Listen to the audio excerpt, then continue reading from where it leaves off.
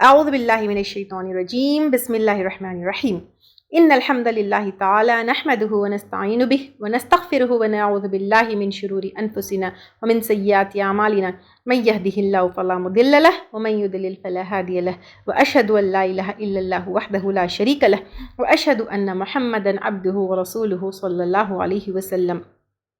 अस्सलामु अलैकुम वरहमतुल्लाहि वबरकातुहू। आज मैं एक बहुत ही इम्पॉर्टेंट टॉपिक लेकर आई हूँ।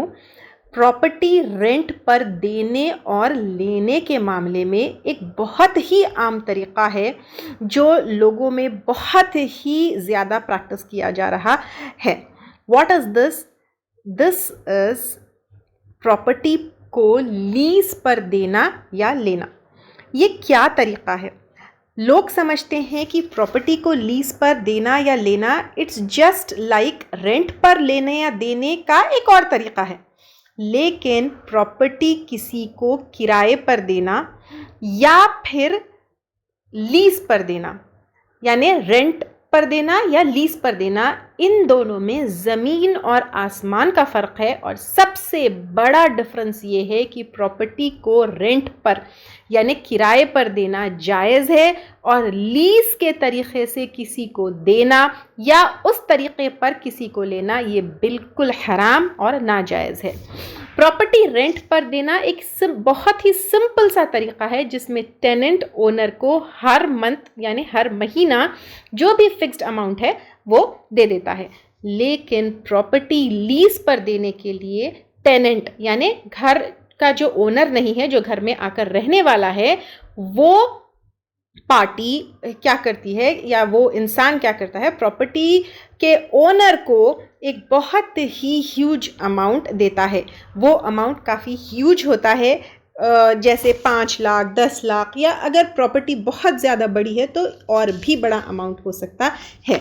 उस अमाउंट के बदले ओनर और टेनेंट के बीच में एक कॉन्ट्रैक्ट होता है कि जब टर्म फिक्स हो, अब कोई टर्म फिक्स किया जाता है टेनेंट और ओनर के बीच में, तो वो जो फिक्स टर्म है जिसके बदले में ये ह्यूज अमाउंट ओनर को दिया गया है, वो ओनर का घर, दुकान या कोई भी स्पेस, लैंड या जो भी होगा, वो ये ह्यूज अमाउंट देने वाला क्या करेगा, जिसको आम ज़बान में टेनेंट कहा जाता है, वो क्या करेगा, उसको यूज़ करेगा।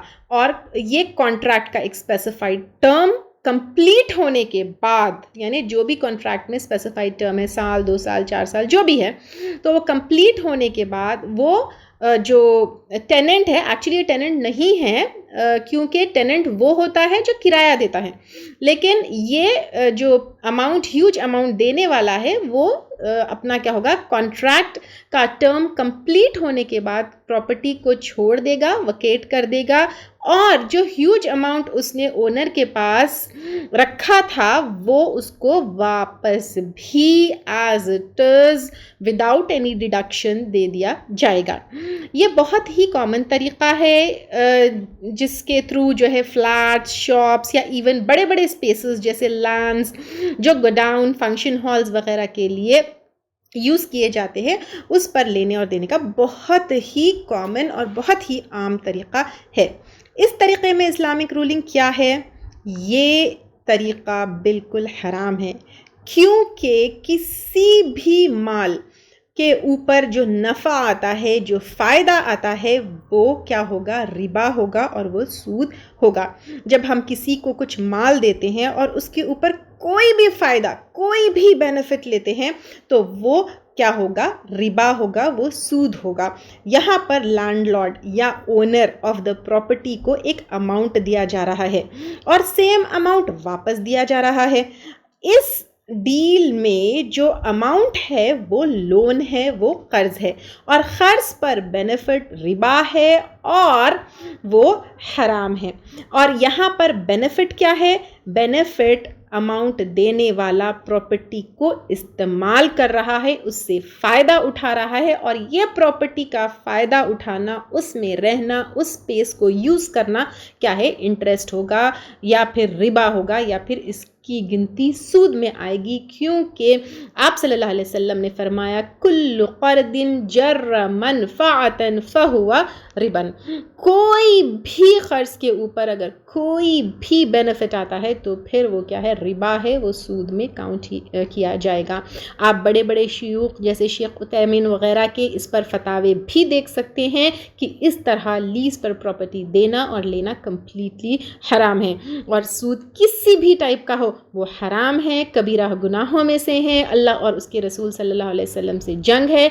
अब चॉइस आपके पास है। वाखिर दावाना अल्हम्दुलिल्लाहि रब्बिल आलमीन, सुब्हानक अल्लाहुम्मा व बिहम्दिका नशहदु अन ला इलाहा इल्ला अंता नस्तगफिरुका व नतूबु इलैक।